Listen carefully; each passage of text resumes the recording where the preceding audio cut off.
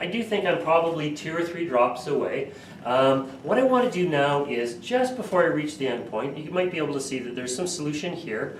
I don't know if that's base that I've added, or if that was some of the acetic acid splashed up on the flask with my swirling. So what I'm going to do is I'm just going to use a little bit of the deionized water and rinse the side of the flask to ensure that any of the reagent that I've added has had a chance to mix in the bottom of the flask.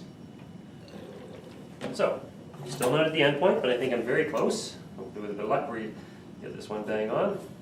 But again, I'm looking for the addition of 1 drop, colorless, 1 more drop, permanent pink, and I'm done.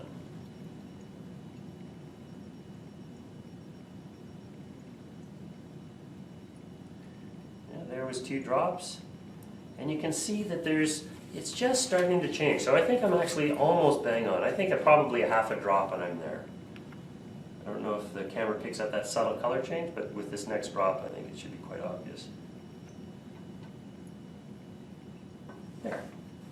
So we've gone from a colorless solution, we added a single drop to a permanent pink color, albeit a faint pink, but that is arguably a permanent color change.